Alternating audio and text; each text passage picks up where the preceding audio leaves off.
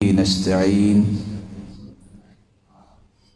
الصلاة والسلام على إمام غر الميامين وعلى آله وصحبه ومن تبعهم بإحسان إلى يوم الدين. أما بعد، فأعوذ بالله من الشيطان الرجيم. وَإِمَّا يَنزَغَنَّكَ مِنَ الشَّيْطَانِ نَزْغٌ فَاسْتَعِذْ بِاللَّهِ إِنَّهُ هُوَ السَّمِيعُ الْعَلِيمُ. وقال الحق سبحانه وتعالى: إِنَّهُ مِن سُلَيْمَانَ وَإِنَّهُ بسم الله الرحمن الرحيم.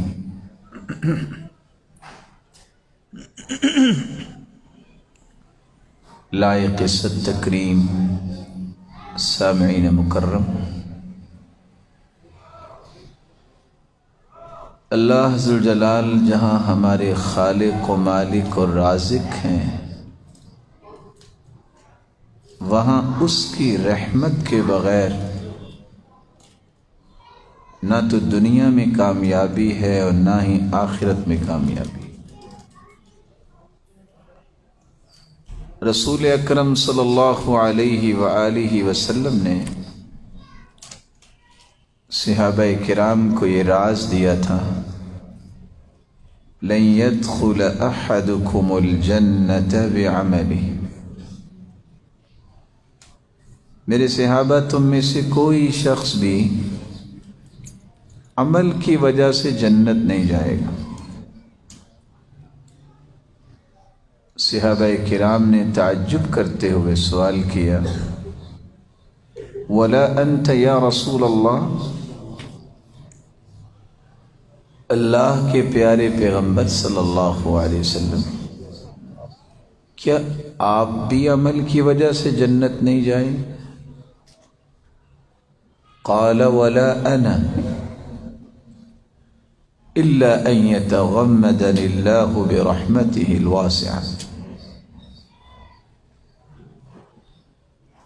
میں بھی اپنے عمل کی وجہ سے جنت نہیں جاؤں گا، بلکہ اللہ کی رحمت کی وجہ سے جاؤں گا. یہ پیغام اس قدر گہرا پیغام ہے کہ دنیا میں انسان جتنے بھی اعمال بجا لاتا ہے، اسے کبھی بھی اپنے اعمال پہ ناز نہیں کرنا چاہیے. کبھی بھی اس کو اپنے عمل پہ گمنڈ اور غرور نہیں ہونا چاہیے. جب تک اللہ کی رحمت شامل حال نہ ہو، انسان اس کی کوئی قیمت نہیں ہے. جس طرح آخرت میں اللہ کی رحمت کے بغیر کامیابی ممکن نہیں ہے. میرے معزز، میرے مکرم، میرے محتشم اور میرے معزز، یاد رکھنا، دنیا میں بھی اس کی رحمت کے بغیر انسان کی کوئی قیمت نہیں. اس لیے ہر وقت اسی کی پناہ تلاش کرنا، ہر وقت اسی پر ہی توکل کرنا، اسی پر ہی اعتماد اور بھروسہ کرنا، یہ وہ سب سے آسان راستہ ہے جس سے آپ زندگی کی ہر مصیبت سے اپنے آپ کو محفوظ کر سکتے ہیں، کور کر سکتے ہیں. سلف صالحین اور ہمارے درمیان یہی تو ایک فرق ہے. سلف صالحین کا اعتماد ہوتا تھا اللہ پر، گمان ہوتا تھا اللہ پر، وہ مان رکھتے تھے اللہ پر. نہ اللہ ان کا اعتماد توڑتے، نہ ان کا گمان توڑتے، اور نہ ہی ان کا مان توڑتے تھے. ہمارا اعتماد اور مان ہوتا ہے انسانوں کی ہاتھوں سے بنائی ہوئی دوائیوں پر، انسانی سوچ اور فکر پر۔ یہ انسانی ناقص ہے، اس پہ کیا گیا اعتماد کیسے ناقص نہیں ہوگا؟ اس لیے آج کی اس مضم میں ہم صرف 2 باتیں ہی سمجھنے کی کوشش کریں گے۔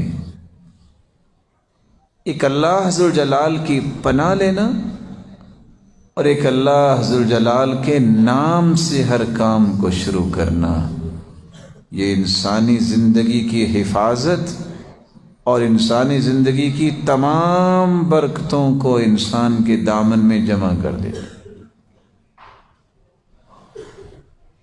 رسول اکرم صلی اللہ علیہ وآلہ وسلم نے، آپ پوری سیرت کا مطالعہ کیجیے، زندگی میں ایک مرتبہ بھی آپ نے کسی انسان کو اللہ کے سوا کسی کے ساتھ نہیں جوڑا۔ ہمارے سامنے تو کوئی بات آ جائے نا تو ہمارا پہلا قدم یہ ہوتا ہے تو آپ یہ تعویذ لے لیں، آپ یہ چھلا پہن لیں، آپ یہ دھاگا باندھ لیں۔ رسول اللہ صلی اللہ علیہ وسلم نے جو دین پیش کیا ہے، جب بھی کوئی مشکل آئی ہے کسی صحابی پہ تو رہنمائی کیا دی ہے؟ اس رب کی طرف رجوع کرو، اس رب کی ضمانت اور امانت کو طلب کرو، جس کو رب نے ضمانت دے دی، جو اللہ کی امانت میں چلا گیا، اللہ ذوالجلال کی امانت اور ضمانت میں جانے والا کبھی بھی نقصان نہیں اٹھائے گا، اس کی حفاظت بھی پھر اللہ ہی کرتے ہیں۔ آج بڑے سے بڑے معاملات ہو جاتے ہیں، کوئی بڑا آدمی کسی کی ضمانت دے دے، کوئی اس کی طرف دیکھتا؟ میرے پیارے اور محترم، جس کی ضمانت اللہ ذوالجلال کے پاس چلی جائے اس کو نقصان پہنچ سکتا؟ اس لیے میں آپ سے گزارش کروں گا، اپنے لیے بھی اور اپنے بچوں کے لیے بھی 5 قسم کی ضمانتوں کو کبھی نہ توڑا کرو۔ اور میں یہ ادب سے التماس کروں گا، آپ سے گزارش کروں گا کہ یہاں اٹھنے سے پہلے یہ عہد کر کے جائیے کہ زندگی کی آخری سانس تک یہ ضمانتیں ہم نے نہیں توڑنی۔ کون سی ضمانتیں؟ جن 5 ضمانتوں کے ساتھ انسان زندگی کی ہر دکھ، ہر پریشانی، ہر مصیبت سے، ہر ناکامی سے محفوظ ہو جاتا۔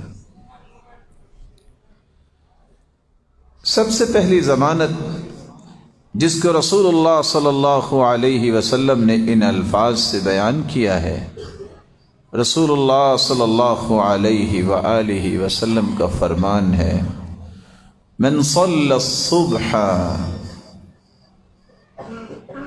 جو صبح کی نماز پڑھ لیتا ہے، فی جماعہ، جماعت کے ساتھ،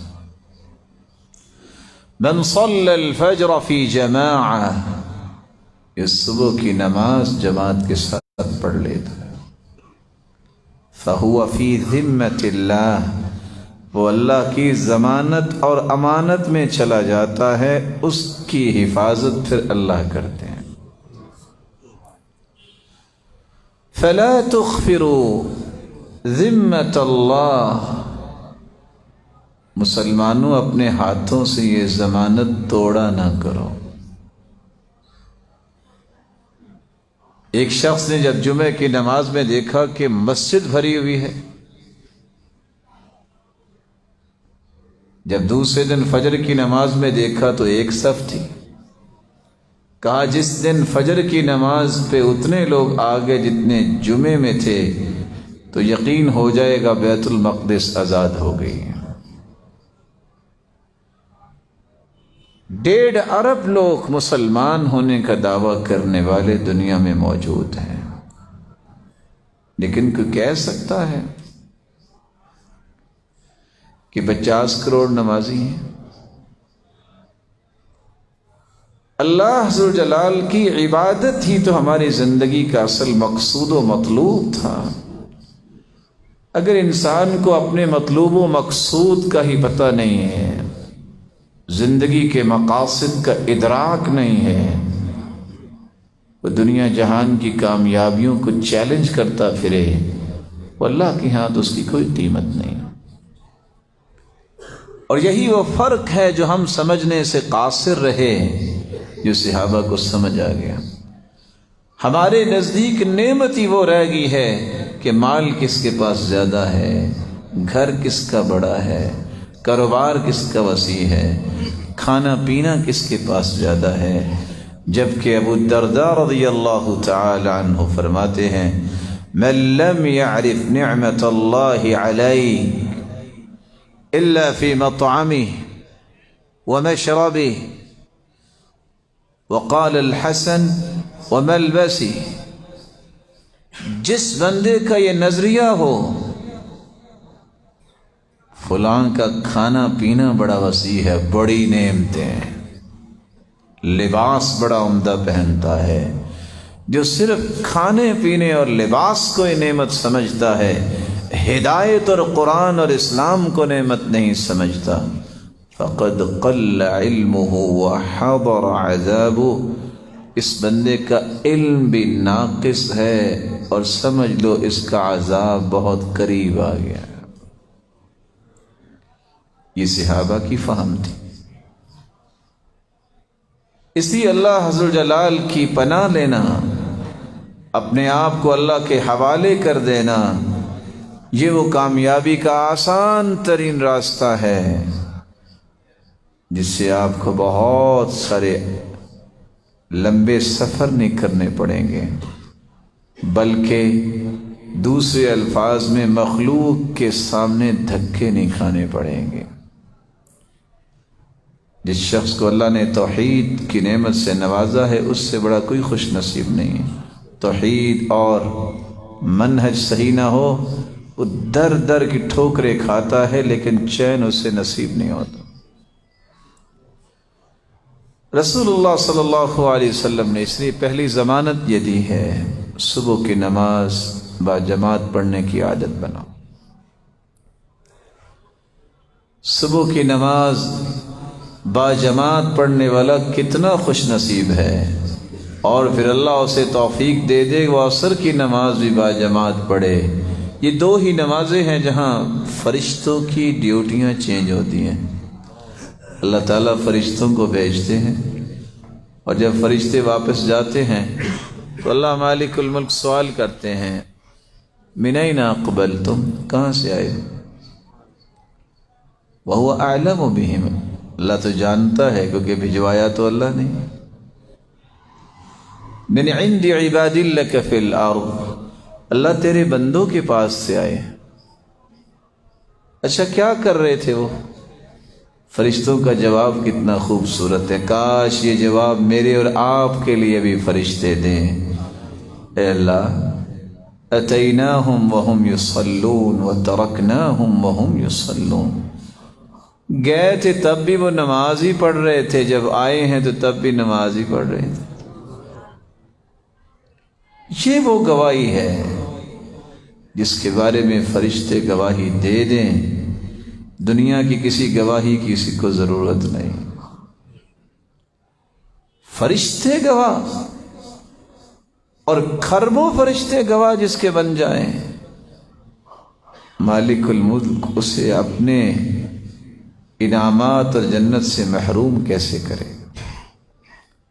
من صلی البردین دخل الجنہ، دوسری روایت کے الفاظ ہیں کہ صبح اور عصر کی نماز با جماعت پڑھ لیتا ہے، خوش ہو جائے یہ جنتی ہے۔ دوسری ضمانت جو اللہ ذو الجلال نے عطا کی ہے، اس قدر خوبصورت ضمانت ہے، یہ اپنے بچوں کو سکھائیے۔ ہر نماز کے بعد صبح و شام یہ معمول بنائیں۔ اگر آپ سچی محبت کرتے ہیں اپنی اولاد سے تو یہ پانچوں ضمانتیں آج سونے سے پہلے ان کو بتا کے سوئیے۔ اصل وفا اولاد سے یہ ہے۔ ہم سوچتے ہیں کہ ہمارے مرنے کے بعد وہ کیا کریں گے، آپ یہ کیوں نہیں سوچتے کہ قیامت کے دن وہ کہاں ہوں گے، ہم کہاں ہوں گے؟ پہلے وہ سوچئے۔ رسول اکرم صلی اللہ علیہ وسلم نے فرمایا من قرأ آیت الکرسی دبر كل صلاة مکتوبہ لم يمنعه من دخول الجنة الا ان يموت۔ خوش نصیب ہے وہ شخص جو شخص فرض نماز کے بعد آیت الکرسی پڑھ لیتا ہے، اس کے اور جنت کے درمیان صرف موت کا پردہ حائل ہے۔ جس دن آنکھیں بند ہوں گی جہنم سے آزاد اور جنت کا مہمان بن جائے گا، اور شیطان سے اس کی حفاظت ہو جائے گی۔ رسول اکرم صلی اللہ علیہ وسلم نے فرمایا تھا، جب وہ سیدنا ابو ہریرہ رضی اللہ تعالی عنہ وہ دیکھتے ہیں کہ ایک شخص جو ہے وہ اناج بھر رہا ہے، تم نے پکڑ لیا، اور وہ شیطانی تھا۔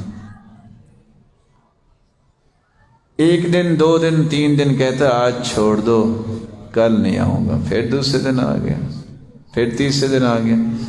کہا اچھا میں آپ کو ایک بات بتا دیتا ہوں، تم رات کو آیت الکرسی پڑھ لینا، میں صبح تک تیرے قریب نہیں آؤں۔ اللہ کے رسول نے فرمایا صدقک وہو کذوب، دنیا جہان کا جھوٹا ہے شیطان، لیکن یہ بات سچ بول گیا۔ آیت الکرسی اس قدر عظیم نعمت ہے، اس میں اعظم ہے، اور اس میں اعظم کے ساتھ دعا کی گئی، کبھی اللہ رد کرتے ہی نہیں ہیں۔ اپنے بچوں کو اپنے پاس بٹھا کے صبح و شام ان سے آیت الکرسی سنو، چھوڑ دو ان باتوں کو کہ بچے پڑھ لیں گے۔ اب بچوں کے پاس ملہیات بہت ہیں، آپ 2 منٹ ذرا اپنی توجہ ہٹا کے دیکھیں وہ کہاں سے کہاں پہنچ چکے ہوتے ہیں، تخیلات میں بھی، تفکرات میں بھی، اور فزیکلی بھی واقعتاً کہاں سے کہاں چلے جاتے۔ ان سے محبت کیجیے، ان سے وفا کیجیے، ان کو نعمت بنائیے۔ یہ کب بنیں گے نعمت؟ جب ان کے بارے میں سوچ بنیں گی کہ اللہ دنیا میں بھی ہمارے کھلونے ہیں تو جنت میں بھی ہمارے ساتھ رکھنا انہیں۔ رسول اللہ صلی اللہ علیہ وآلہ وسلم نے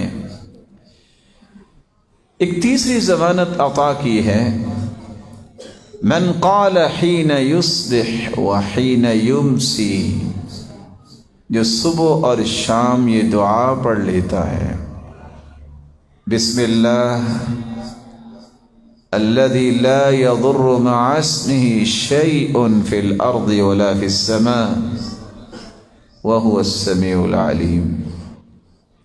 3 مرتبہ صبح پڑھ لے اور 3 مرتبہ شام کو پڑھ لے۔ رسول اکرم صلی اللہ علیہ وسلم کا فرمان ہے ثم لم يصبه فجأة بلاء، کبھی اس کو کوئی اچانک مصیبت نہیں آئے گی۔ یہ اس ہستی نے فرما دیا ہے جس کی زبان پہ اللہ عز و جلال حق کو جاری فرمایا کرتے تھے۔ اپنے آپ کو بھی اس دعا کے پابند بنائیے، اپنے بچوں کو بھی یہ دعا سکھائیے۔ رسول اللہ صلی اللہ علیہ وآلہ وسلم نے گویا کہ اس حدیث کے اندر جتنی بھی اچانک بلائیں انسان کو چمٹتی ہیں ان سے بچاؤ کا ایک آسان راستہ دے دیا۔ بسم اللہ الذی لا یضر مع اسمہ شیء فی الارض ولا فی السماء وهو السمیع العلیم۔ چوتھی ضمانت یہ ہے، گھر میں تو کوئی بچہ نہیں بیٹھا رہتا، آپ بھی گھر میں نہیں بیٹھتے ہوں گے، بھلے حکومت بیچاری کوشش کرے کہ احتیاط کرو، انتظامیہ بھلے کوشش کرے کہ فاصلہ رکھو، کون مانتا ہے؟ کچھ ویسے کہتے ہیں کہ ہم نے بات نہیں ماننی، کچھ کہتے ہوگا کیا، اور کچھ کہتے ہیں کہ ہوگا یا نہیں ہوگا یہ تو اللہ کو پتہ ہے، لیکن ہمیں اللہ پہ کوئی یقین اور اعتماد بھی ہونا چاہیے۔ وَلِكُلٍّ وِجْهَةٌ، ہر ایک کا اپنا اپنا ایک نظریہ ہے۔ لیکن آپ جہاں بھی جائیں، رسول اکرم صلی اللہ علیہ وسلم نے سمجھایا تھا کہ جو شخص جہاں بھی پڑاؤ ڈالتا ہے، جہاں بھی جا کے رکتا ہے، وہ یہ کلمات کہہ دے، اعوذ بکلمات اللہ، جب تک وہاں رہے گا دنیا جہان کی کوئی بھی موذی چیز، نقصان دہ چیز اس کا نقصان نہیں کر سکتی۔ بہت بڑی ضمانت ہے یہ، اور کس قدر خوبصورت ضمانت اللہ کے رسول صلی اللہ علیہ وسلم نے ان الفاظ کے ساتھ دے دی۔ فرمایا کہ جو شخص یہ کام کر لیتا ہے صبح یا شام، یقین کر کے یہ دعا پڑھ لیتا ہے، اللہم انت ربی لا الہ الا انت، اور مجھے امید ہے کہ آپ سب بھائیوں کو یہ دعا یاد ہوگی۔ کسی کو یاد ہے سید الاستغفار؟ اجازت ہے مجھے، میں سن بھی سکتا ہوں کیا جی؟ اللہم انت ربی لا الہ الا انت خلقتنی وانا عبدک وانا علی عہدک ووعدک ما استطعت اعوذ بک من شر ما صنعت ابوء لک بنعمتک علی وابوء بذنبی فاغفر لی فانہ لا یغفر الذنوب الا انت۔ آپ کو میں اگر اپنے دل کی بات بتاؤں تو اللہ کی قسم یہ الفاظ اتنے پیارے لگتے ہیں کہ یہ پڑھنے کے ساتھ خوشی کی انتہا نہیں رہتی، کیونکہ حدیث یہ کہتی ہے کہ جو بندہ یقین کر کے صبح کے وقت یہ پڑھ لے، شام سے پہلے فوت ہو جائے تو یہ جنتی ہے۔ شام کو پڑھ لے اور صبح سے پہلے فوت ہو جائے، اگر اس کا یقین ہے تو اگر رات کو یہ سویا ہوا فوت ہو گیا یہ جنتی، تو گویا 24 گھنٹے کی جنت کی ضمانت ہے یہ۔ رب تعالیٰ ان باتوں پہ یقین کرنے اور عمل کرنے کی توفیق عطا فرمائے۔ رسول اکرم صلی اللہ علیہ وآلہ وسلم نے صحابہ کرام کو یہی تو وہ انداز زندگی سکھایا تھا جس کے نتیجے میں وہ ہم سے فائق ہو گئے۔ فائق کیا، وہ ہمارے لیے معیار بنا دیے گئے، مقیاس بنا دیے گئے۔ آج کسی کو معمولی سی تکلیف ہوتی ہے، کسی کو پریشانی ہوتی ہے، تو اپنی پریشانی اور تکلیف کا مداوع کرنے کے لیے اسے حلال و حرام کی تمیز ختم ہو جاتی ہے۔ اس لیے اللہ تعالیٰ سے یہ دعا مانگنی چاہیے، یا اللہ ہم بہت کمزور ہیں، ایسا کوئی فتنہ ہماری طرف نہ آئے کہ ہم اس فتنے کو برداشت نہ کر سکیں اور دین اسلام کا راستہ چھوڑ دیں۔ رسول اکرم صلی اللہ علیہ وآلہ وسلم نے صحابہ کرام کو یہ ادب سکھایا کہ پہلے یقین کرو کہ کوئی تکلیف آئے گی نا تو اللہ کی طرف سے آئے گی، لیکن اس کے سبب الگ ہوں گے۔ کبھی تکلیف آئے گی تمہارے اپنے کرتوتوں کی وجہ سے، وما اصابکم من مصیبت فبما کسبت ایدیکم، تمہارے ہاتھوں کی کمائی، اور کبھی سبب بنے گا، اللہ تعالیٰ نے لکھا ایسے ہے کہ تمہارے گناہ کے معاف کرنا ہے، تم تو معافی سچے دل سے مانتے نہیں ہو، لیکن اللہ تم سے محبت کرتا ہے، تمہیں یہ دکھ تکلیف بیماری دے کے تمہارے گناہوں کو صاف کرنا چاہتے ہیں۔ کبھی سبب یہ ہوگا کہ رب تعالیٰ کو اتنی محبت ہے آپ سے، آپ کی توحید اور آپ کے اذکار کی وجہ سے، کہ اللہ ذو الجلال نے ایک جنت میں بہت بلند مقام طے کر دیا ہے، لیکن آپ کے اعمال وہاں تک آپ کو پہنچانے کی قابل نہیں ہیں۔ لیکن رسول اللہ صلی اللہ علیہ وسلم کا فرمان ہے، اللہ ذو الجلال اس بندے کو معمولی تکلیفیں دے کے اس جنت کے مقام تک پہنچانا چاہتا۔ اگر آپ تینوں باتوں پہ غور کریں تو اس میں اللہ کی طرف سے کوئی ظلم تو نہیں ہے۔ اور سب سے بڑی ناکامی انسان کی اس وقت ہوتی ہے جس کو سلف نے ہمیشہ کنڈیم کیا ہے، جب کسی کی زبان پہ یہ لفظ آ جائے، جو بھی کر لیں ہمارے ساتھ تو برا ہی ہونا ہے۔ امام غزالی رحمۃ اللہ علیہ کہا کرتے تھے، جس شخص کی زبان پہ یہ الفاظ سن لو یہ نا امیدی کے، تو رک جاؤ۔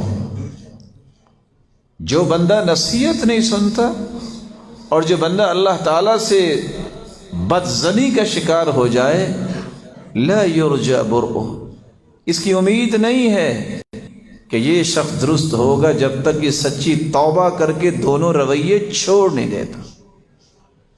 کسی نے پوچھا، آپ نے اتنی بڑی بات کہہ دی؟ کہا میں نے نہیں کہی، میں تمہیں اللہ کا قرآن سناتا ہوں۔ وَإِذَا قِيلَ لَهُ اتَّقِ اللَّهَ أَخَذَتْهُ الْعِزَّةُ بِالْإِثْمِ فَحَسْبُهُ جَهَنَّمُ وَلَبِئْسَ الْمِهَادُ۔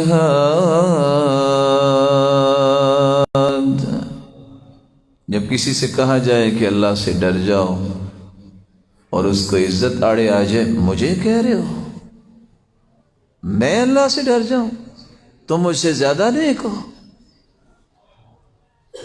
یہ وہ رویہ ہے جو انسان کو ہر محرومی کا سبب بنا دیتا ہے۔ نتیجہ کیا نکلتا ہے؟ جب عزت آڑے آتی ہے، حق بات کو ٹھکرا دیتا ہے انسان اور مانتا نہیں ہے نصیحت کو، تو اللہ عز و جلال نے آگے کیا فرمایا؟ ان کا ٹھکانہ جہنم ہے۔ اس لیے سلف صالحین میں سے دور نہ جائیے۔ شیخ ابن باز رحمۃ اللہ علیہ یہ بڑے نزدیک کے ہیں۔ ایک شخص نے اتنا کہہ دیا اللہ سے ڈر جاؤ، وہ رونے لگ گئے، کہتے ہیں دعا کرو اللہ مجھے ڈرنے کی توفیق دے۔ ایمان کی تازگی ہے۔ اس طرح جو اللہ عز و جلال کی رحمت سے نا امید ہو جائے، لا یرجى برؤہ، اس کی گنجائش باقی نہیں رہتی۔ کاش اس کو سمجھ آ جائے کہ دنیا جہان کی اگر بیماریاں اور دکھ اور مصیبتیں جمع ہو جائیں، کبھی اس نے اللہ کی رحمت کا اندازہ کیا ہو یا پڑھا ہو تو اس کو سمجھ آئے نا کہ میرے رب کی رحمتیں وسیع کتنی ہیں۔ بعض لوگوں کو قرآن و حدیث کے دلائل سمجھ نہیں آتے، ان کو عقلی بات بھی کہنی پڑتی۔ کس قدر خوبصورت طریقے سے سمجھانے والے نے سمجھایا کہ چڑیا پرندہ ہے، یہ اڑان تو بھرتی ہے لیکن کتنی کوڑے گی؟ اگر اس کے منہ میں مٹی ڈال دی جائے چونچ میں اور اس کو کہا جائے سمندر پہ تم نے یہ اڑان بھرنی ہے، تو کیا نتیجہ نکلے گا؟ اڑان کی وجہ سے اس کو پیاس بھی لگے گی۔ اگر یہ پانی پینا چاہے تو تب بھی مٹی سے سمندر میں گر جائے گی اس مٹی کا کو بنے گا کچھ؟ اور اگر کہے کہ میں پانی پینا ہی نہیں ہے بس، کیونکہ پانی پیا تو چونچ سے مٹی گر جائے گی، کتنا کوڑے گی؟ آخر تو مر کے گرے گی نا، کہاں گرنا ہے؟ اللہ حضر جلال کی رحمت کی مثال تو دی نہیں جا سکتی، میرے اور آپ کی عقل وہاں تک سفر نہیں کر سکتی۔ یہ چونچ میں مٹی یہ انسان کی کمیاں اور کوتاہیاں ہیں، اور سمندر یہ رب تعالیٰ کی رحمت کا سمندر ہے۔ اپنے آپ کو کبھی رب سے نا امید نہ کیجیے، اپنے آپ کو کبھی بھی رب سے نا امید نہ کیجیے۔ ہم ایسے لوگوں کو جانتے ہیں جن کو ڈاکٹر نے ڈکلیئر کر دیا کہ گنتی کے 6 سے 7 اور 5 دن ہیں۔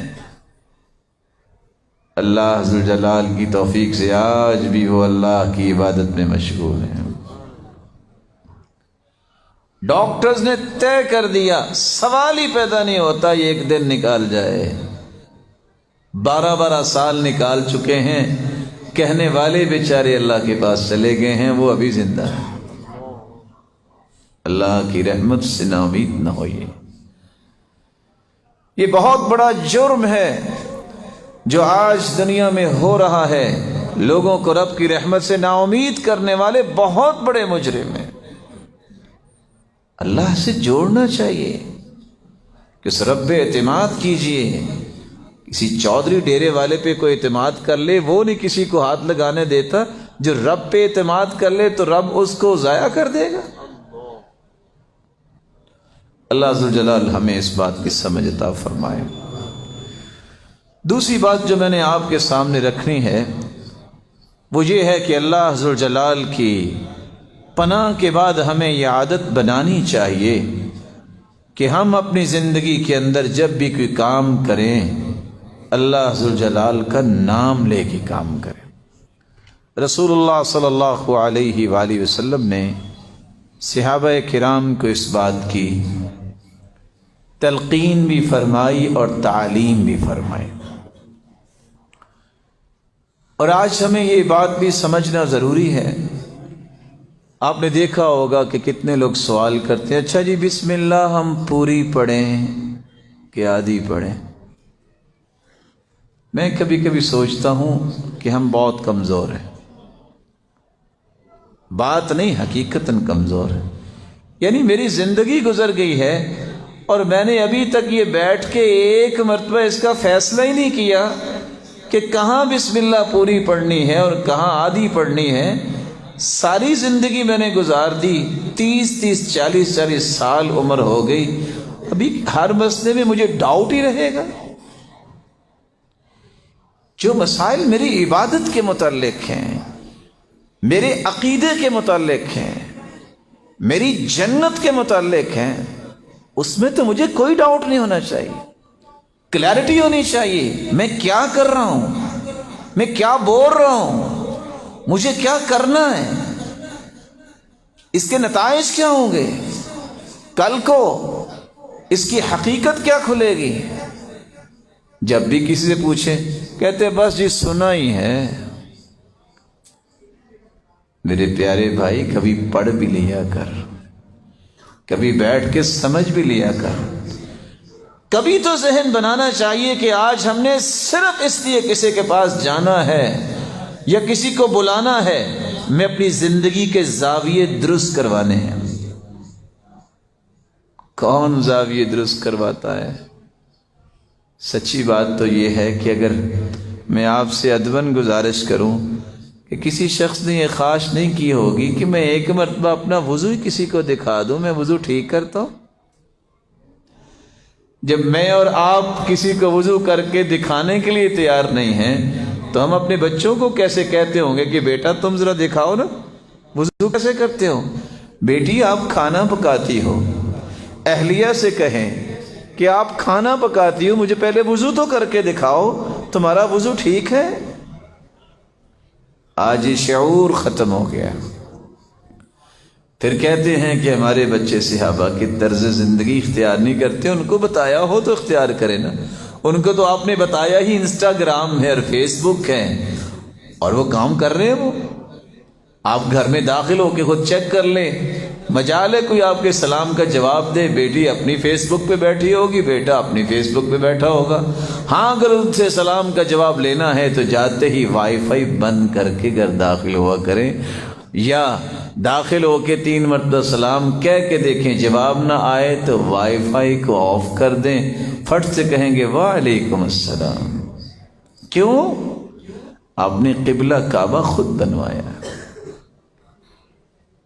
سوال کرنے والا سوال کرتا ہے، ابا جان یہ سلف صالحین کہتے ہیں کہ 2 3 دن میں قرآن ختم کر، ایسا کیسا ہو سکتا ہے؟ یہ تو 6 گھنٹے بنتے ہیں، بندہ بیٹھ کے پڑھے تو تب ختم ہوگا۔ کہا بیٹا ویسے ہی ہو سکتا ہے جیسے 6 گھنٹے تم فیس بک پہ بیٹھ سکتے ہو نا، وہ قرآن پہ بیٹھا کرتے تھے۔ رسول اللہ صلی اللہ علیہ وآلہ وسلم نے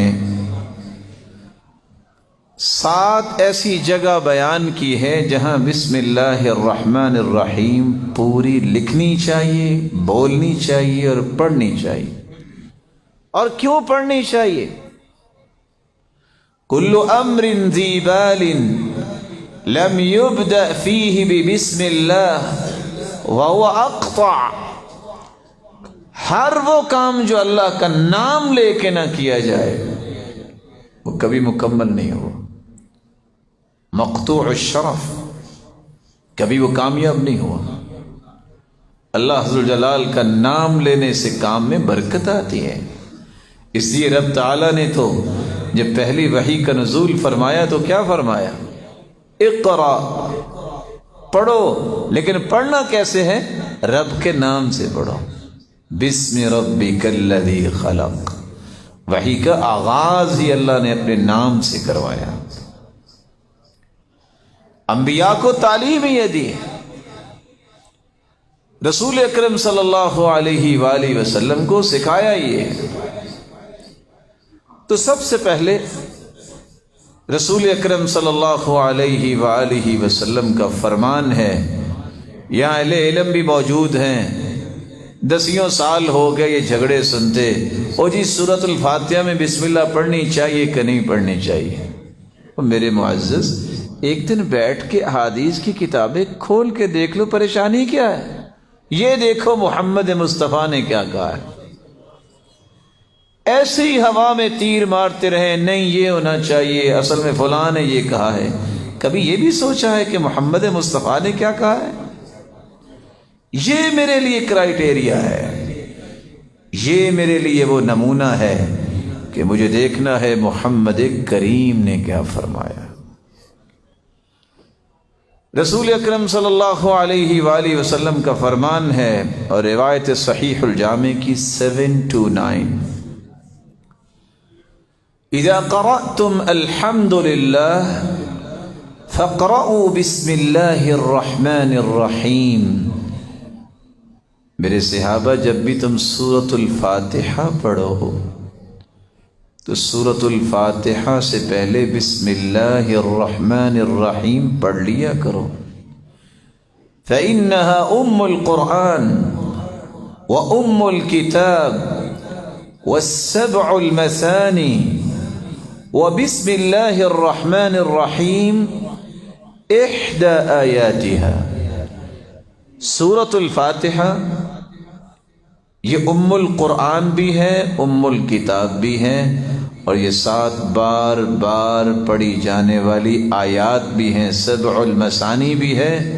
اور میرے صحابہ، جو بسم اللہ الرحمن الرحیم ہے، یہ سورۃ الفاتحہ کی ان 7 آیات میں سے جو بار بار پڑھی جاتی ان میں سے ایک آیت ہے۔ جب حدیث صحیح ثابت ہو جائے پھر کسی اور بات کو پیش کرنے کی ضرورت کیا ہے؟ پھر ضرورت کیا ہے کہ فلاں نے یہ کہا ہے؟ خرب و فلان اور علان ہو، ہم محمد مصطفیٰ پہ قربان کرنے کے لیے تیار ہیں۔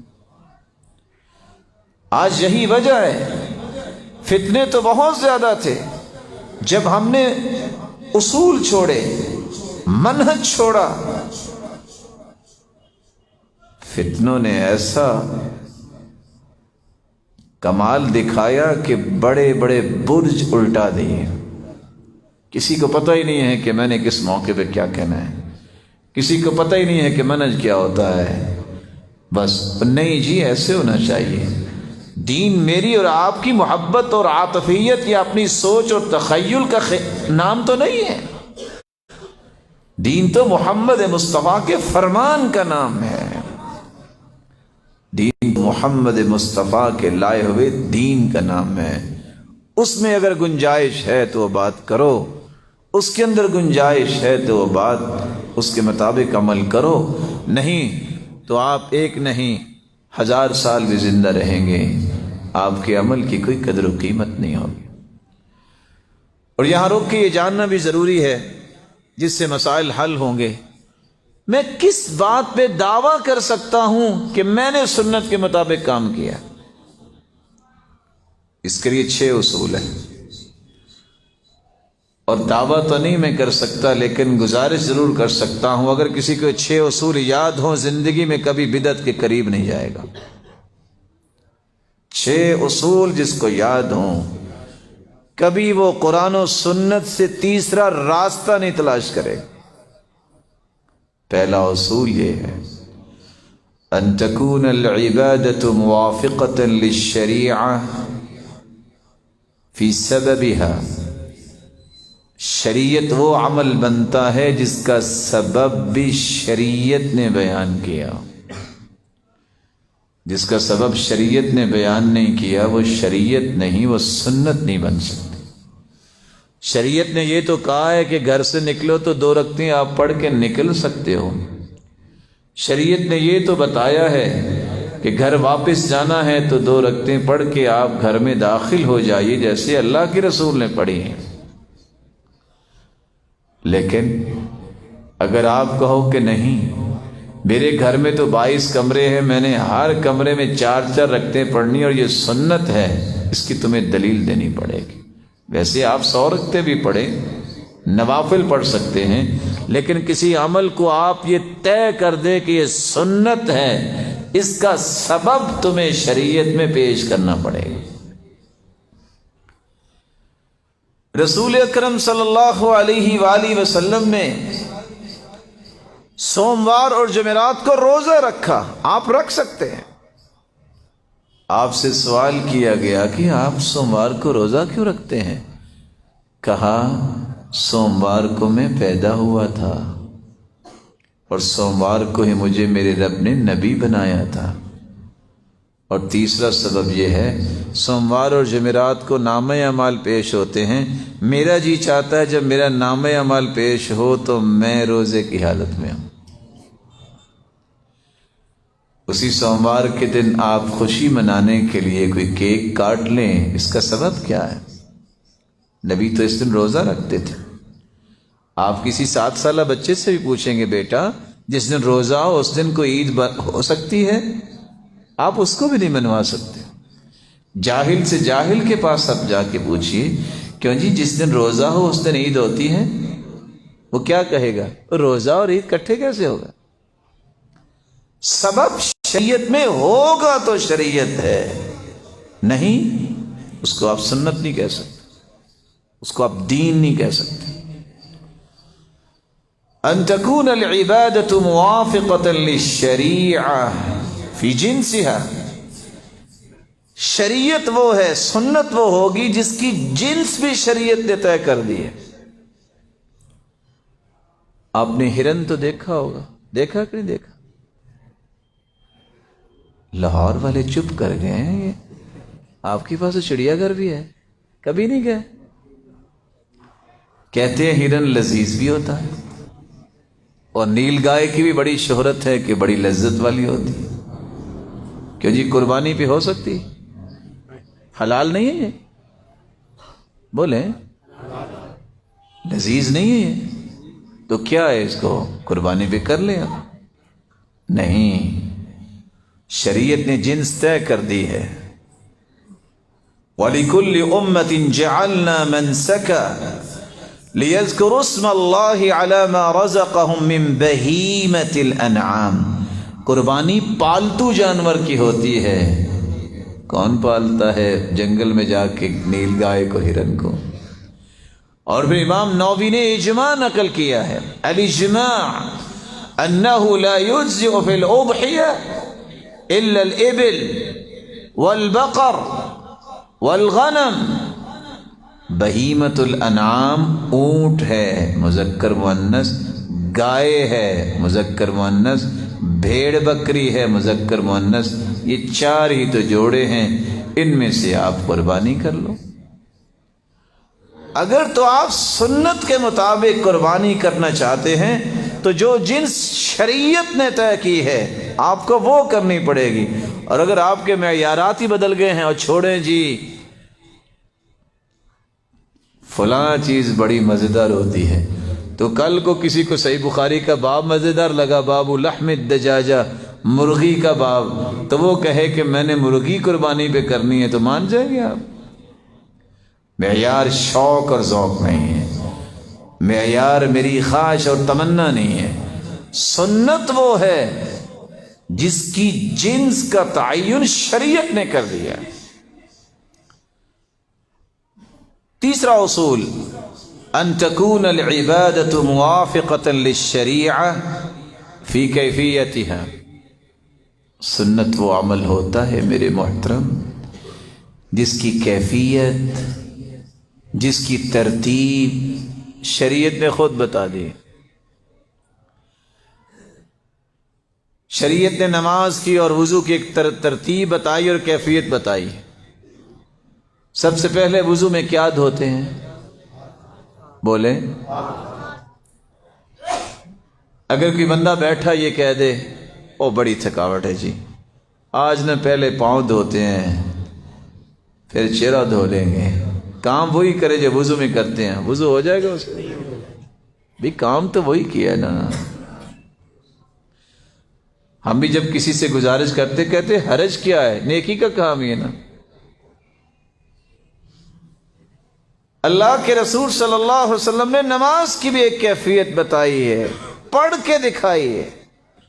پہلے قیام ہوتا ہے، پھر رکوع ہوتا ہے، پھر سجدہ ہوتا ہے. اگر کوئی کہے بس جی مولانا صاحب آپ کو کیا بتایا، آپ کبھی کوئی بازار گئے، بڑی تھکاوٹ ہے تو آج پہلے 2 سجدے کر لیتے ہیں، بعد میں رکوع کر لیں گے، اٹھ کے قیام کر کے سلام پھیر لیں گے. چیزیں تو وہی ہیں لیکن یہ سنت نہیں ہوگی، یہ شریعت نہیں ہوگی. سنت اسی کو کہتے ہیں جس کی کیفیت محمد مصطفیٰ نے بیان کر دی ہے، کر کے دکھا دیا ہے. كان اذا قام من الليل كبر ورفع يديه حذو منكبيه او حيال اذنيه. کیفیت طے ہے. اللہ کے رسول جب بھی نماز کے لیے کھڑے ہوتے تو دونوں ہاتھوں کو کندھوں کے برابر لے آتے یا کانوں کی لو تک اٹھاتے. یہ ہے سنت. یہ سنن نبی داؤد کی روایت ہے کہ صحابہ سینے تک اپنے ہاتھ اٹھاتے. جو شخص کانوں سے بھی اوپر ہاتھ لے جاتا ہے، اگر دنیا میں کوئی حدیث ہے تو وہ بتانی چاہیے تاکہ اس پہ عمل ہو سکے. جو طریقہ رسول اللہ سے صحیح سند سے ثابت نہیں ہے وہ سنت نہیں ہو سکتا. رسول اکرم کا طریقہ تو یہ ہے ثم یشد بہما علی صدری، اپنے دونوں ہاتھوں کو پھر مضبوطی سے سینے سے باندھتے، کسی اور جگہ باندھتا ہے تو اس کو سنت کہتے وقت دلیل دینی پڑے گی. کوئی ایسی حدیث صحیح ہے تو بتا دے. دنیا میں مکتبے اور لائبریریاں بھری ہوئی ہیں، کوئی ایک صحیح حدیث بتا دے کہ رسول اللہ صلی اللہ علیہ وآلہ وسلم سے یہ بات صحیح سند سے ثابت ہے، مسلمانوں کو وہ کرنا چاہیے. لیکن نہیں ملے گی. تو سنت وہ ہوتی ہے جس کی کیفیت اور ترتیبی شریعت نے طے کی ہو. میں نہیں طے کر سکتا، آپ نہیں طے کر سکتے. ان تكون العبادة موافقة للشریعة فی قدرها. چوتھا ضابطہ یہ ہے کہ سنت اس عمل کو کہیں گے جس کا اندازہ بھی شریعت نے طے کر دیا ہے. آپ نے وضو کرنا ہے تو ہاتھ کتنی مرتبہ دھوئیں گے؟ بولیے. اگر 6 مرتبہ دھو لیں تو پھر کیا ہوگا؟ کیوں بھئی آتی تو ہے نا، وضو ہی کیا ہے نا، کیا عرض ہے اس میں؟ فجر کی 2 رکعتیں ہم پڑھتے ہیں فرض، اگر 4 پڑھ لے تو پھر کیا ہوگا؟ بھائی اللہ کے سامنے سجدہ ہی کیا ہے نا، نماز ہی پڑھی ہے نا، کیا ہوا؟ فتنے بڑے ہیں، بس بڑا وقت ہم نے چھٹی کی مسجد سے، اب میں نے نا زور کی رکھتے 5 اور 6 پڑھنی کرنی، ٹھیک ہے، کفارے ادا ہو جائیں گے نا؟ کیوں ٹھیک نہیں ہے؟ اس کی تعداد طے ہے۔ رسول اللہ صلی اللہ علیہ وسلم نے فرمایا قیامت کے نزدیک فجر کی 2 رکعتوں کی بجائے لوگ 4 پڑھا کریں گے، صحیح اور جامع کی روایت۔ یہ نماز سنت کے مطابق نہیں ہو، بلکہ جس شخص نے 3 سے زیادہ وضو کے اعضاء کو دھویا، آپ نے کیا فرمایا؟ فمن زاد، جس نے زیادتی کی اس پر، فقد اعتدى او ظلم فقد اخطا، ظلم بھی کیا، زیادتی بھی کی، غلطی بھی کی۔ سچ بتائیے گا شریعت نے عیدوں کی تعداد بھی طے کی ہے کہ نہیں کی؟ ہاں بولیے، اس کا سبب بھی بیان کیا کہ نہیں کیا؟ سبب پہلا یہ ہے کہ روزے رکھو تو عید مناؤ، انعام لے لو رب سے۔ دوسرا سبب کیا ہے؟ کہ عید پڑھو اور قربانی آ کے کرو، عید الاضحیٰ، سبب طے ہے، جنس بھی طے ہے۔ ایک کا نام اسلام میں عید الفطر ہے، دوسری کا نام عید الاضحیٰ ہے۔ وَقَدْ أَبْدَلَكُمُ اللَّهُ خَيْرًا مِّنْهُمَا، اللہ کے رسول نے نام لیا ہے کہ جاہلیت میں 2 دن لوگوں کے خوشی کے ہوتے تھے، اللہ نے تمہیں اس سے بہتر 2 دن دے دیے ہیں، ایک عید الفطر کا دن ہے، ایک عید الاضحیٰ کا دن ہے۔ سبب بھی بیان کر دیا، اس کے نام کا تعین بھی کر دیا، اور اس کی کیفیات بھی بتا دی کہ آپ نے پہلی رکعت میں 7 تکبیریں پڑھنی ہے، دوسری میں 5 تکبیریں پڑھنی ہے، کیفیت بھی بتا دی ہے۔ اللہ ذو جلال کے پیغمبر نے اس کی تعداد بھی بتا دی ہے، اس لیے کہنے والے نے سچ کہا، عیدان عند اولی النہی لا ثالث لہما لمن یبغی السلامة فی غدی الفطر والاضحى وکل زیادة فیہما خروج عن سبیل محمدی۔ اسلام کے اندر تو 2 عیدیں ہیں، اگر کوئی تیسری کی تلاش میں ہے تو اسلام سے باہر ہو کے ہی تلاش کرتا ہے، اسلام کے اندر اس کی گنجائش نہیں۔ امام مالک کے پاس ایک شخص آیا، کہتا جی 3 کے 5 مشکیزیں اپنے اوپر بھائے ہیں، میرا ویسے وضو ہو گیا اور میرا ویسے غسل ہو گیا۔ کہتے پریشان کیوں ہو، تجھ پہ تو غسل واجب ہی نہیں ہے۔ کہتے جی وہ کیسے؟ کہتے پاگلوں اور دیوانوں پہ بھی غسل واجب ہوتا، اور تم نے 5 مشکیزیں ضائع کر دیے پانی کی، ابھی پوچھتے ہو کہ میرا غسل ہوا ہے کہ نہیں ہوا؟ سنت وہ عمل ہوگا جس کا ضابطہ 5واں یہ ہے، ان تکون العبادت موافقۃ للشریعہ فی مکانہا۔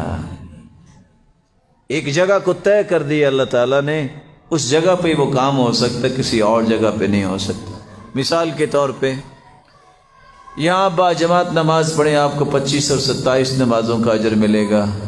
اگر آپ بیت اللہ میں جا کے نماز با جماعت پڑھتے ہیں تو ایک نماز خیر من 100,000 صلاۃ، 1,00,000 نماز سے بہتر اجر ہوگا۔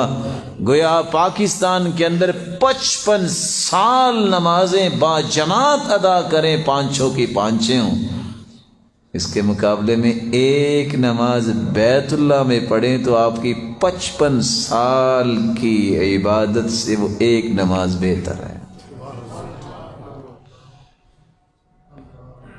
لیکن اگر آپ کسی جگہ کا نام لے لیں کہ یہاں جا کے پڑھیں گے تو اتنے لاکھ کا ثواب ملے گا، مل سکتا ہے؟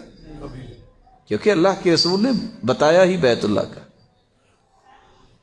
یا کچھ لوگ کہیں پھر کیا ہوا، کرونا کی وجہ سے حج بند ہو گیا ہے، آرام سے لاہور کے ساتھ چکر لگاتے ہیں تو طواف تو ہو جائے گا، ہو جائے گا طواف، یہ طواف بیت اللہ کا ہی ہوگا، جگہ متعین ہے۔ حج منا مزدلفہ عرفات میں ہوگا، آپ اپنے گھر کے چکر لگاتے رہیں تو حج تو نہیں ہو جائے گا۔ ان تکون العبادة موافقة للشریعہ فی زمنها، اللہ نے ایک وقت بھی طے کیا ہے شریعت نے، اس وقت صبح کی نماز اس وقت، زور کی اس وقت، عصر کی۔ میں آپ سے پوچھتا ہوں، یہاں بیٹھے بیٹھے آپ اٹھ کے آپ کہہ سکتے ہیں چلو جی صبح کی نماز ابھی پڑھ لیتے ہیں اور ذرا ٹھنڈی راتیں سکون سے سوئے رہیں گے، پڑھ سکتے ہیں آپ؟ اس کا وقت نہیں۔ اگر آپ کا جی چاہے کہ میں 2-3 سال پہلے گیا تھا جی حج پہ، توبہ توبہ، اتنی گرمی تھی، اتنی بھیڑ تھی، میں نے نا اس سال ایک کام سوچا ہے، آرام سے محرم کے آخر میں جاؤں گا، مزدلفہ بھی خالی ہونا ہے، مینا بھی خالی ہونا ہے، ٹھاٹھ سے عرفات میں بھی بیٹھیں گے اور خوب کٹائی کریں گے، شیطان کی کنکریاں ماریں گے، ہو جائے گا حج محرم میں۔ الحج اشہر معلومات، حج کے مہینے طے ہیں، آپ انہی مہینوں میں حج کر سکتے ہیں، وہ شوال، ذوالقعدہ اور ذوالحجہ ہے۔ اللہ ذوالجلال ہمیں ان 6 اصولوں کو یاد رکھنے اور اس کے مطابق اپنی زندگی کو چیک کرنے کی توفیق عطا فرمائے۔ رسول اکرم صلی اللہ علیہ وآلہ وسلم نے پہلی بات جو سمجھائی ہے کہ جب سورۃ الفاتحہ آپ نے پڑھنی ہے تو آپ بسم اللہ الرحمن الرحیم پڑھیں گے، اور پوری بسم اللہ لکھیں گے بھی، پڑھیں گے بھی، اور اگر آپ بولنا چاہتے ہیں تو آپ کو یہ بسم اللہ الرحمن الرحیم پوری ہی بولنی ہوگی۔ قرآن مجید کی ہر سورت سے پہلے آپ کو بسم اللہ پڑھنی ہے۔ صحیح الجامع کی روایت ہے 1498، رسول اکرم صلی اللہ علیہ وسلم نے فرمایا انزلت علی آنفا سورہ، میرے اوپر ابھی ایک سورت نازل ہوئی ہے، پھر آپ نے وہ سورت پڑھ کے سنائی، کیا کہا؟ بسم اللہ الرحمن الرحیم انا اعطیناک الکوثر۔ آپ نے سورۃ الکوثر کی تلاوت جب فرمائی تو پہلے بسم اللہ پڑھی ہے۔ اسے یہ بھی پتہ چلا قرآن کی ہر سورت جب بھی ہم پڑھیں گے تو ہمیں سوائے سورۃ توبہ کے باقی تمام سورتوں کے شروع میں بسم اللہ الرحمن الرحیم پڑھنی چاہیے۔ آپ جب قرآن کی تلاوت کرتے کرتے دوسری سورت شروع کرتے ہیں تو آپ کو وہاں بھی بسم اللہ پڑھنی چاہیے، کیونکہ رسول اللہ صلی اللہ علیہ وسلم کے بارے میں عبداللہ ابن عباس فرماتے ہیں، روایت صحیح الجامع کی 4864، كان لا يعرف فصل السورة حتى ينزل عليه بسم الله الرحمن الرحیم۔ اللہ کے رسول صلی اللہ علیہ وسلم کو جب بسم اللہ نازل ہو جاتی تو پتہ چلتا کہ اب نئی سورت شروع ہو رہی ہے، تو نئی سورت کے لیے بسم اللہ پڑھنی چاہیے اور بسم اللہ الرحمن الرحیم پوری پڑھنی چاہیے۔ چوتھی جگہ آپ کی کانٹریکٹ سائن کرنے لگے ہیں، آپ کوئی خط لکھنے لگے ہیں تو آپ کو 786 لکھنا جائز نہیں ہوگا۔ بسم اللہ مت لکھیے، بسم اللہ الرحمن الرحیم لکھیے۔ اللہ کے رسول صلی اللہ علیہ وسلم نے بھی جب ہرقل کو خط لکھا تو یہ لکھا تھا بسم اللہ الرحمن الرحیم من محمد رسول اللہ الى ملک الروم ہرقل الہ ہرقل عظیم الروم۔ آپ نے پوری بسم اللہ الرحمن الرحیم لکھی۔ یہاں ایک چھوٹی سی بات آ گئی ہے تو میں آپ کی خدمت میں پیش کر دوں۔ بعض لوگ منہج کو چھوڑ کے بڑے خوش ہوتے ہیں۔ منہج کو چھوڑنا کیسے ہے؟ محمد عربی جیسا موحد تو اللہ نے دنیا میں بھیجا کو نہیں ہے، لیکن محمد عربی صلی اللہ علیہ وسلم نے لکھا ہے الہ ہرقل عظیم الروم، ہرقل کی طرف جو روم کا بادشاہ ہے۔ ہم شاید اس بات پہ آج سوچنے کے لیے تیار ہی نہیں ہیں، ہم کہتے ہیں اوئے فلاں اور گالی دے دیتے ہیں، اور اگر امریکہ یا کسی کا نام بھی لے تو ہم وہی الفاظ بولتے ہیں جن الفاظ کو شریعت نے اپنے اندر جگہ نہیں دی۔ ہم کیا اس کتے کو سمجھتے ہیں کہ کسی مسلمان کا رویہ نہیں ہونا چاہیے۔ کافر تھا ہرقل، اس کو بھی اگر دعوت دی ہے، کوئی بات کہی ہے تو کہا ہے عظیم الروم، روم کا بادشاہ ہے۔ کسی کی برائی کی وجہ سے اپنے لیول کو گرایا نہیں کرتے۔ آپ کی اپنی بھی عظمت ہے، مسلمان ہیں، آپ کا اخلاق ہے. اس لیے تو کہا کرتے تھے سلف وَلَا وَرْعَ لِسَيِّئِ الْخُلُقِ، جس کا اخلاق اچھا نہیں پوری زندگی متقی نہیں بن سکتا. السَّابْ كَالْمُشْرِفِ عَلَى الْهَلَكَةِ، گالی دینے والا تو کنارے پہ کھڑا ہے، کسی وقت بھی یہ آگ میں گر سکتا ہے. المستبان الشیطانان یتہاتران یتکاذبان، دو لوگ آپس میں گالیاں دے رہے تھے، فرمایا دونوں شیطان ہیں، دونوں شیطان گتھم گتھا ہو رہے ہیں اور دونوں جھوٹ بول رہے ہیں. گالی تو کوئی منہج نہیں. منہج یہ ہے، اللہ کے رسول صلی اللہ علیہ وسلم کے صحابی عدی بن حاتم کو گالی دینے والے نے گالی دی. وہ غلام سے کہتے ہیں ذرا جاؤ ان سے پوچھو آپ کھانا کھائیں گے، آپ کو کھانا پیش کرے. یہ منہج ہے. منہج یہ ہے. یحییٰ بن معاذ کی بات آپ نے سنی ہوگی، گالی دینے والے نے گالی دی، وہ مسکرا دیے. ساتھی کہتے جواب کیوں نہیں دے رہے؟ کہتے فَلِمَاذَا تَعَلَّمْتُ إِذَنْ، اگر میں نے گالی کا جواب گالی سے دینا تھا تو میں نے علم کیوں پڑھا؟ علم والے تو گالی کا جواب گالی سے نہیں دیتے. منہج یہ ہے. گالیاں بھی دی اور باتیں بھی کی. حسن بصری کو انہوں نے کھجور کا ٹوکرا اس کے گھر بھجوا دیا. پوچھتا ہے یہ کیا؟ کہا تحفہ ہے. کہتے وش المناسبہ، مناسبت کیا ہے؟ کہا پتہ چلا تھا آپ نے بڑی کوشش اور محنت کر کے مجھے نیکیاں دی ہیں تو میں نے کہا میں ذرا منہ ہی میٹھا کروا دوں. بعض چیزیں بڑا سبق دیتی ہیں لیکن بعض بندے بڑے گہرائی سے غور بھی کرتے ہیں. تو میں نے ایک مجلس میں کہہ دیا کہ بھائی اب ٹوکرا کھجوروں کا پاکستان تو نہیں مل سکتا کیونکہ سندھ والے بھی باہر ہی بھجوا دیتے ہیں کھجوریں، تو چلو آپ کے گورمے کا ڈبہ ہی بھجوا دیا کرو. تو ایک کہنے والا کہتا ہے کہ میں نے اتنی گالیاں آپ کو دینی ہے، آخر گورمے کی دکان آپ کو میرے نام کروانی پڑے گی. منہج گالی دینا نہیں ہے، گالی کے جواب میں دعائیں دینا منہج ہے. رسول اکرم صلی اللہ علیہ وسلم نے سکھایا یہ ہے. اپنے منہج کو نہ چھوڑو. کوئی برائی کرتا ہے تو کرتا رہے، ہم اپنی اچھائی چھوڑ دیں. رسول اللہ صلی اللہ علیہ وآلہ وسلم نے یہ منہج دیا ہے. آپ نے خط لکھا من محمد ابن عبد اللہ ورسولہ الی ہرقل عظیم الروم. جب خط لکھا تو پوری بسم اللہ الرحمن الرحیم لکھی ہے. ویسے آپ میں سے کسی کو پتہ ہے کہ 786 کیا ہے؟ کیا جی؟ یعنی انسان کس قدر مسکین ہے. یہ فکری مسکین میں تو کہوں گا، اپنا نام لکھے تو سابقے لاہ کے لگاتا تھکتا ہی نہیں ہے. اتنا اتنا لمبا نام لکھے گا. میرے بھائی تیرے قلم میرے قلم، تیری زبان میری زبان کی اس سے بڑی سعادت کیا ہے کہ میں اپنے رب کا نام لکھ لوں، میں اس کے محبوب کا نام لکھوں، میں اس پہ درود بھیجوں صلی اللہ علیہ وسلم کہہ دوں. اس سے بڑی سعادت کیا ہے؟ تمہیں بخل آتا ہے تو صرف اس جگہ پہ آ کے کہ جب اللہ کے رسول صلی اللہ علیہ وسلم کا نام آئے تو سواد ڈال دیتے ہیں. صلی اللہ علیہ وسلم کہیے. اللہ ذو الجلال کا نام آتا ہے وہاں بھی وہ جیم ڈال دیتے ہیں. بخل چھوڑیے. اس لیے حدیث کہتی ہے ابخل الناس من ذکرت عنده فلم يصل علی.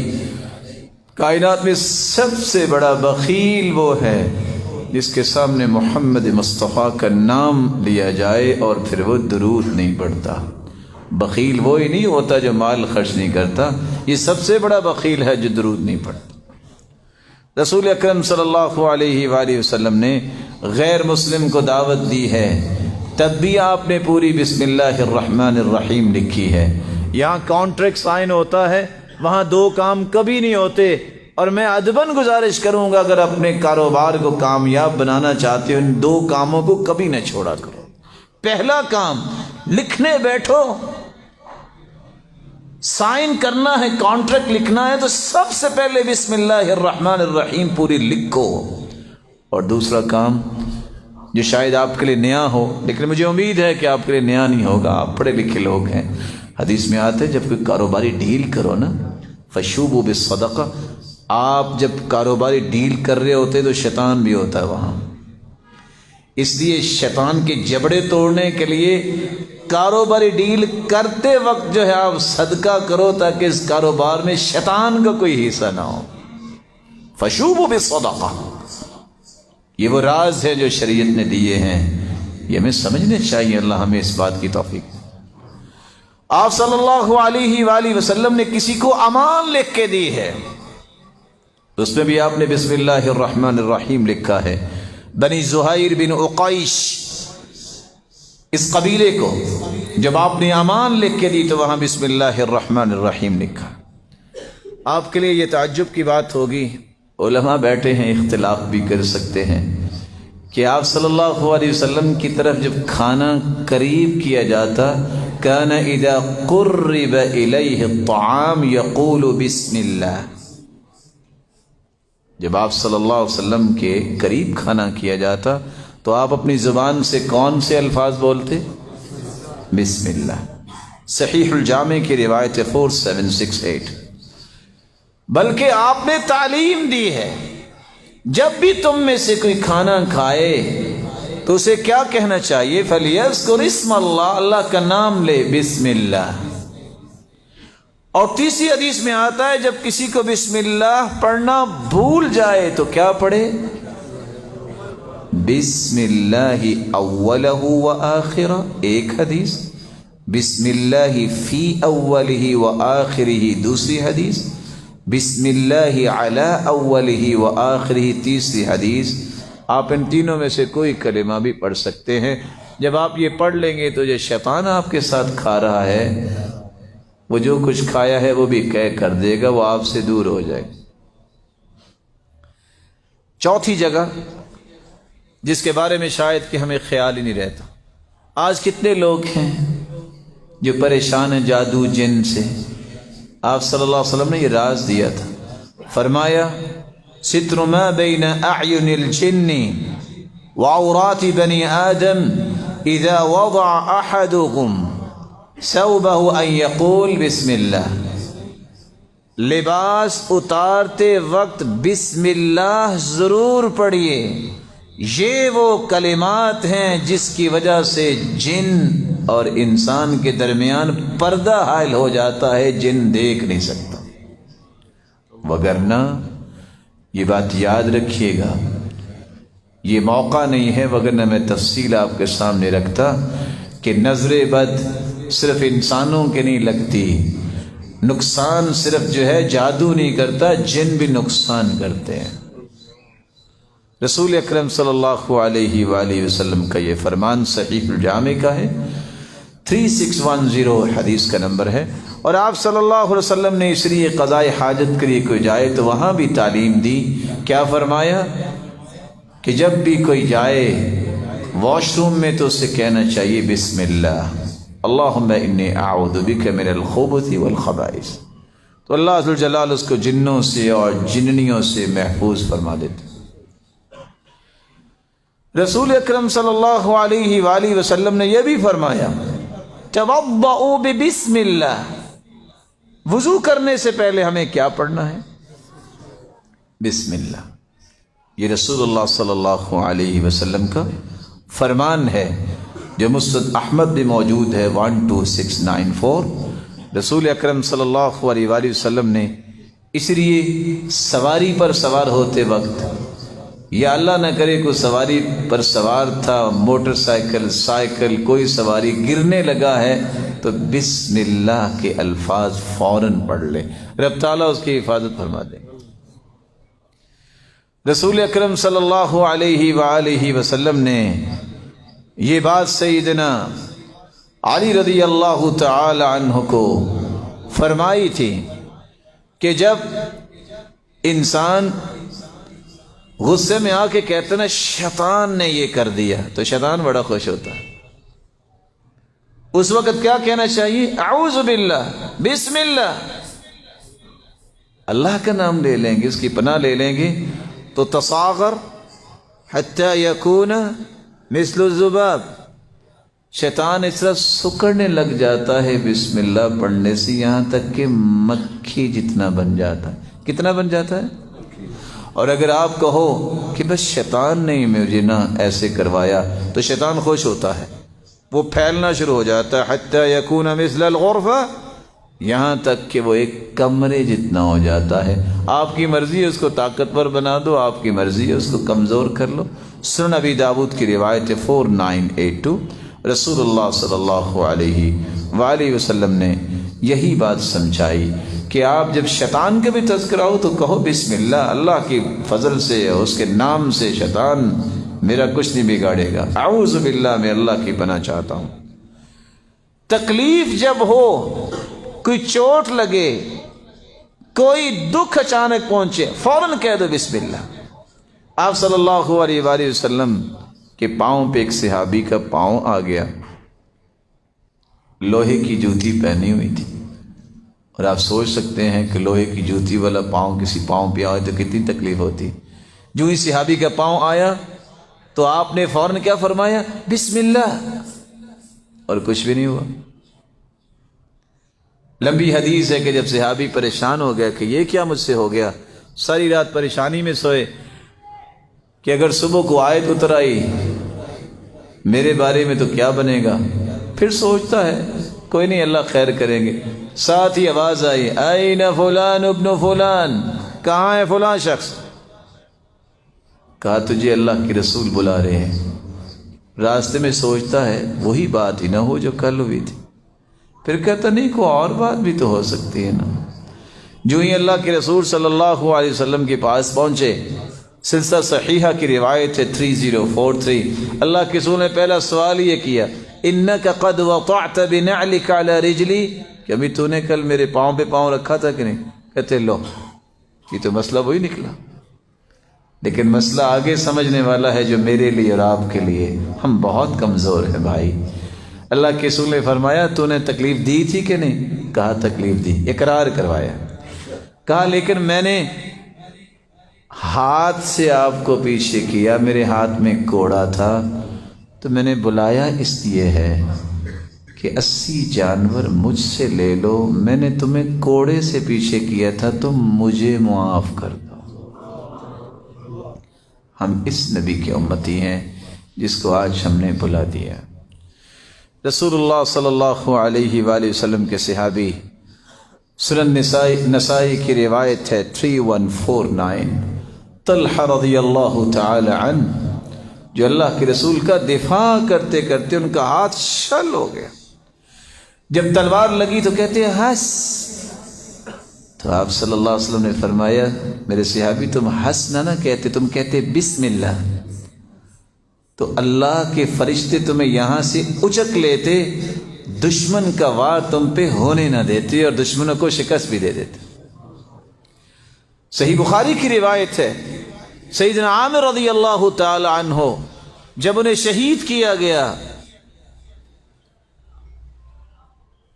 تو ان کی لاش کو مسلح کرنا چاہتے تھے۔ مسلح کرنے کا مطلب ہوتا ہے ناک، کان اور ہونٹ کاٹ دینا۔ تو اللہ ذوالجلال نے ان کی حفاظت کیسے فرمائی؟ اللہ ذوالجلال نے ان کی جسد خاکی کو اٹھایا اور اتنا آسمان کی طرف بلند کر لیا کہ وہاں تیر بھی نہیں ان کے پہنچتے تھے۔ جب دشمن چلے گئے تو وہ نیچے آ گئے اللہ کے حکم سے۔ یہ باتیں سمجھنے اور یقین والی باتیں ہیں۔ آپ بجائے ہنس یا ہائے کرنے کی بجائے فٹ بولو بسم اللہ۔ یہ سافٹ ویئر آپ کا بنے گا اس وقت جب آپ بار بار یہ کہیں گے۔ آپ کو جب بھی چھینک آئے بغیر سوچے آپ کی زبان سے نکلنا چاہیے الحمدللہ۔ گرے ہیں آپ بسم اللہ، کوئی تکلیف آئی بسم اللہ۔ جب تک یہ الفاظ آپ گونج نہیں لیتے اپنی طبیعت میں، آپ ان کے ثمرات سے دور رہیں گے۔ اللہ آپ کو ثمرات سے نواز دے۔ رسول اکرم صلی اللہ علیہ وآلہ وسلم نے صرف فرمایا کہ جب بیماری کا علاج بھی کرنا ہو، علاج بعد میں پہلا کام یہ کرو بسم اللہ، اعوذ بعزت اللہ وقدرتہ من شر ما اجد من وجعی، اتنے الفاظ کہہ دو تو اللہ ذوالجلال اس تکلیف سے تمہیں آرام دے دیں گے صحیح الجامع کی روایت 346۔ اور صحابی دوسری روایت پیش کرتے ہیں کہ اللہ کے رسول جب سے میں مسلمان ہوا میرے جسم کی درد نہیں جاتی، یہ درد کیسے ختم ہوگا؟ آپ نے فرمایا پریشانی کیا ہے؟ کہاں درد ہوتی ہے؟ وہاں ہاتھ رکھو اور 3 مرتبہ پڑھو بسم اللہ بسم اللہ بسم اللہ، اور پڑھنے کے بعد الفاظ یہ پڑھ لو رسول اکرم صلی اللہ علیہ وسلم نے جو سکھائے، اعوذ بعزت اللہ وقدرتی من شر ما اجد واحاذر۔ صحیح الجامع کی روایت 3839۔ صحابی کہتے ہیں میں نے یہ دم کیا پھر زندگی میں مجھے دوبارہ درد نہیں ہوا۔ جب تک یقین نہیں اس وقت تک ان الفاظ سے فائدہ نہیں ہوگا، اس لیے یقین کیجئے یہ محمد مصطفیٰ نے کہا ہے تو محمد مصطفیٰ کی زبان سے حق کے علاوہ کچھ نہیں نکلتا۔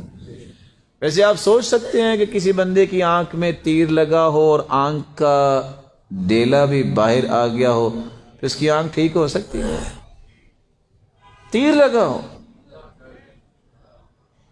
اللہ کے رسول صلی اللہ علیہ وسلم کے پاس دوڑتے ہوئے آئے صحابی، آپ نے اپنے ہاتھ مبارک سے کیا کیا؟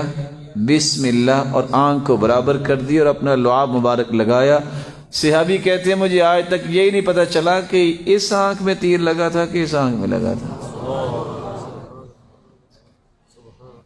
کون ہے صحابی جس نے قتل کیا تھا اس یہودی کو جو اللہ کے رسول کے خلاف بد زبانی کرتا تھا؟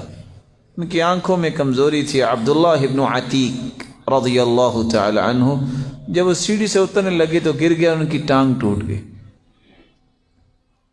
اس وقت تو بیٹھ گئے گدھے پہ، جب پہنچے اللہ کے رسول کے پاس سے اترا نہیں جا رہا۔ صحابہ کو کہا کہ ذرا اتارو، کہ اللہ کے رسول حرکت نہیں کر رہے، کہا پریشان نہیں ہونا، اوبسوت رجلا، ٹانگ سیدھی کرو، کہا اتنی ہمت بھی نہیں ہے۔ آپ نے کیا کیا؟ بسم اللہ، ہاتھ پھیرا اور وہ اٹھ کے کھڑے ہو گئے۔ کہتے ہیں پتہ نہیں میری یہ دائیں ٹانگ ٹوٹی تھی کہ بائیں ٹوٹی تھی۔ اللہ کا نام لینا سیکھیے، اس کے نام کی جو برکتیں ہیں وہ کون پہچانتا ہے؟ جو ان برکتوں کو حاصل کرنا چاہتا ہے اور پھر یقین کر کے یہ الفاظ بولتا ہے۔ رسول اکرم صلی اللہ علیہ وسلم نے نظر کا دم بھی اگر سکھایا ہے تو اس میں بھی پہلے الفاظ یہی سکھائے ہیں، بسم اللہ ارقیک، میں اللہ کے نام کے ساتھ تمہیں دم کرتا ہوں۔ من کل شیء یؤذیک من شر کل نفس او عین حاسد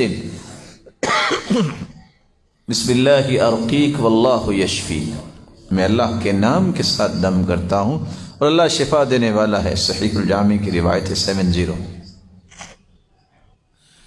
یہاں رک کے میں ایک چھوٹی سی گزارش کروں گا۔ نظر بد یہ بہت بڑی بیماری ہے۔ لو كان سابق القدر لسبقه العین، اگر تقدیر پر بھی کچھ سبقت لے جانے والی چیز ہوتی تو نظر بد ہوتی۔ اور حدیث میں آتا ہے قیامت کے نزدیک اونٹ ہنڈیا میں اور مرد قبروں میں اکثر جائیں گے تو نظر بد کی وجہ سے جائیں گے۔